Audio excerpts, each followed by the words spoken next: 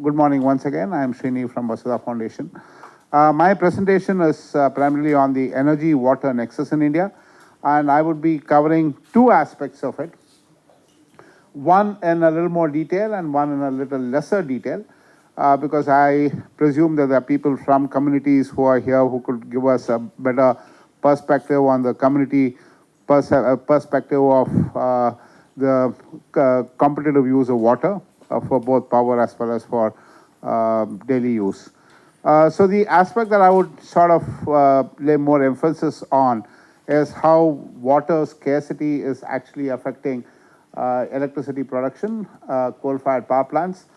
All this data, I must add a caveat here, or that all data which is there in this presentation is is taken from CEA, Central Electricity Authority, and Government of India data.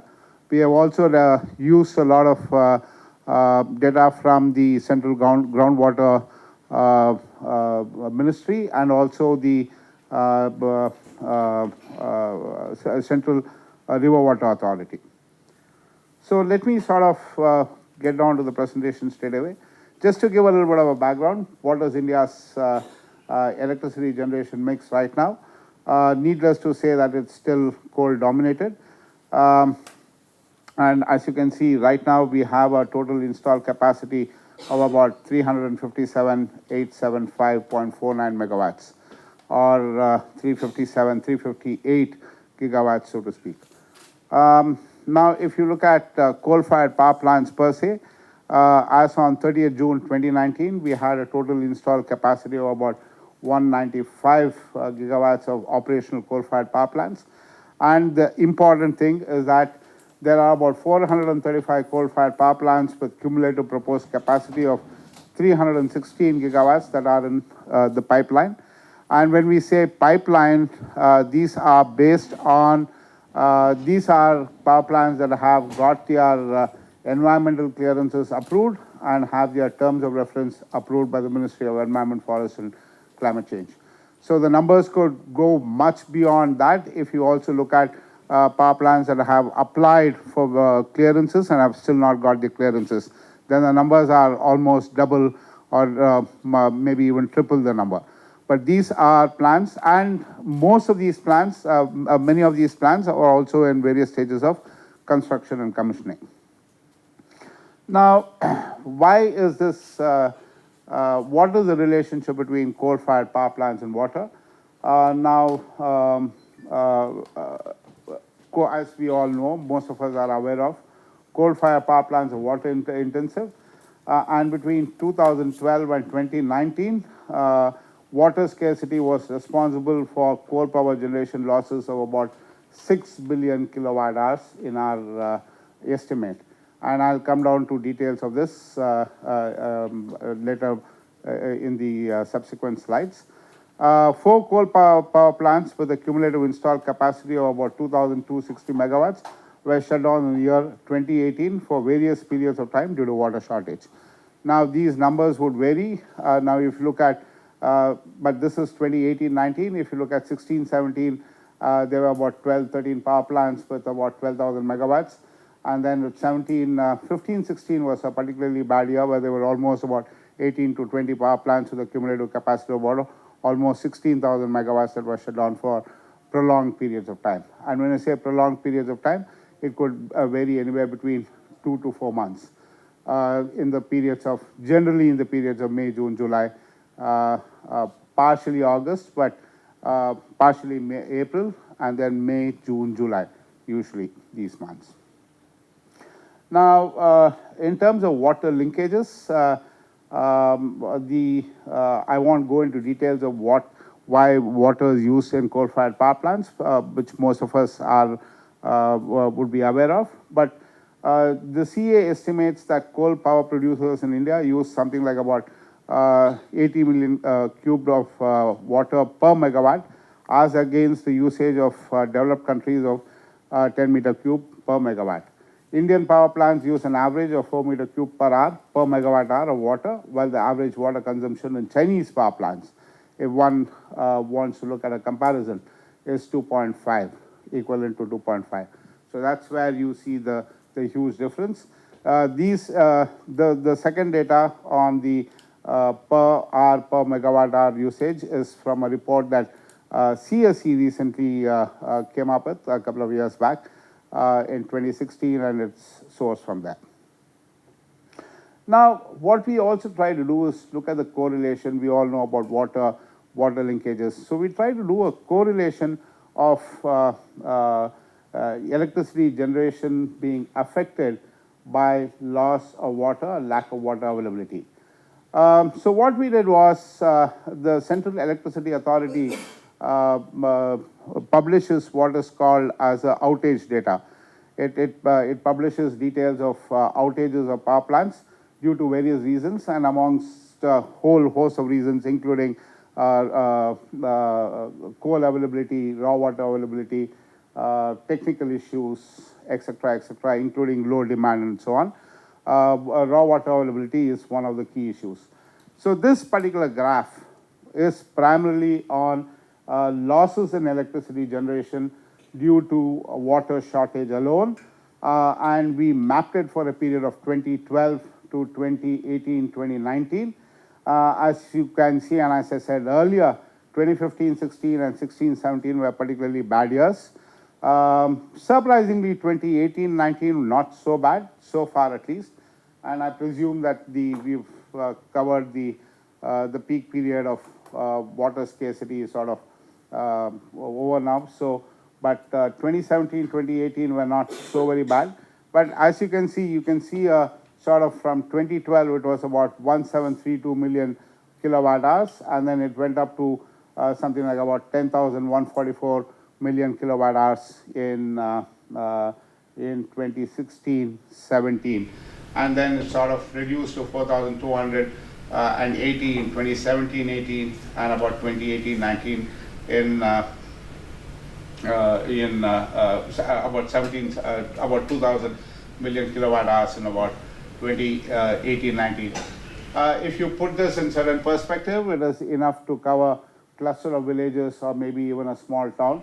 That's a kind of, or a mid-sized town, depending on what the loss is. So that's to put it in perspective, if one can actually relate what these million kilowatt hours actually means in terms of what the actual loss is.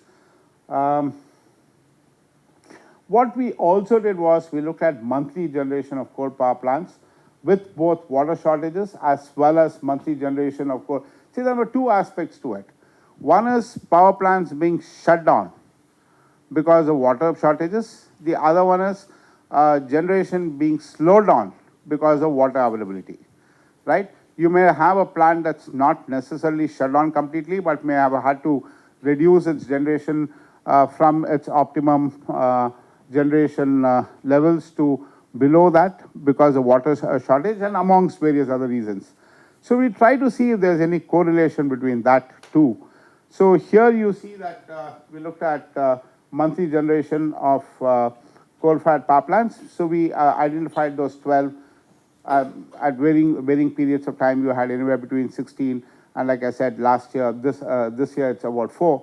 But we looked at these power plants and looked at what the monthly generation has been over a period of time from January to December for the years of 2015 to 2018. We did not look at 2019 because, like I said, you only have 2,000 million kilowatt hours. So we looked at from the period of 2015, 2018. And not surprisingly, April, May, June, July is where you find that there is a sort of a, particularly in the month of April, in most cases there's been a dip. In some cases, June there's been a dip. In some cases, July there's been a huge dip in electricity generation. Now, again, looking at it from, and then we try to see, is that got any correlation with energy requirement, energy demand per se? And you will see that the months of June, there's not really such a big dip. The months of June, July, August. So if there's a dip in generation due to water shortage, and then we also looked at, I mean, someone could argue that there could be a dip in electricity generation because of low demand. So that's the reason why we looked at energy requirement also and found that those were the months where the demand did not really dip. Okay, so very clearly there's that correlation that probably there's been a generation of electricity has been affected due to water shortage. This again is to give you a sense of month-wise electricity generation across all power plants. The earlier slide was only for plants that had were affected by water shortage. Now this is for all plants, and even here you see that the months of June, July, August, there's a dip. Again, relate this to the earlier slide where I looked at the energy requirement. Now, what we also looked at, we looked at the pre-monsoon and post-monsoon water levels, and we overlaid all the coal-fired power plants based on this data.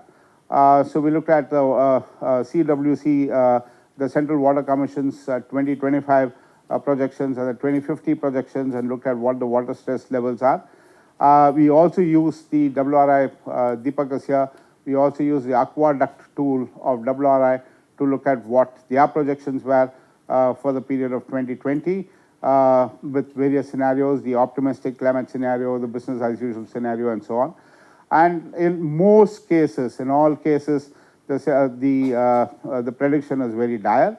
Coal-fired power plants are going to be deeply affected by water, which of course, water scarcity, and with so many new coal-fired power plants in the annual, and with the current large number of current existing coal-fired power plants, it's going to have a serious impact on water availability for other uses. So this again, and I'll share the presentation with you all. So this will be with you. There are a lot many more slides, but this also gives you, as per the 2020 projections, what would be the how many power plants in terms of cumulative megawatts are in the various water level zones across various states. And this is the picture that is presented. I'll leave this. I would also like to just quickly draw on two more important points. One is the per capita water availability in districts with thermal power plants in the Ganges Basin. Right now, you have the Ganges Basin is a home for about 70,000 megawatts of power plants, comprising of about roughly 36% of the total current installed capacity of electricity generation of coal-fired power plants. You can see that right now the water availability in the Ganges Basin is in the moderate region. But if you look at a 2050 projections and look at the per capita water availability, all of them are in the dire situation.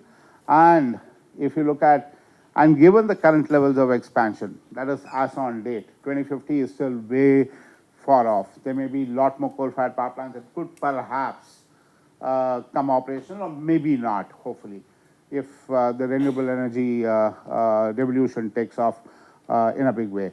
But as of now, we expect something like about 100,810 megawatts of coal-fired power plants that are likely to come up, including the current ones, including the ones that are likely to be retired, or excluding the ones that are likely to be retired in the next months, in the next few years. What we also did was, do I have a minute? Yeah. What we also did was, like I said, that was one aspect of the story. We also wanted to understand people's perception on this water shortage. So we undertook a visit last year, sometime around June, July, the same time last year, to this place, Chandrapur in Maharashtra.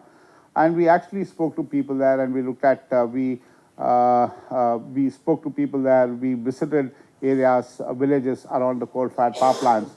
And the situation there, this is the story in pictures. I won't get into the details, but you can see one is the pollution aspect, of course, which is beyond the limit of my presentation. But again, you have water levels absolutely low, irrigation, no water available for irrigation, agriculture virtually zero because of lack of water availability.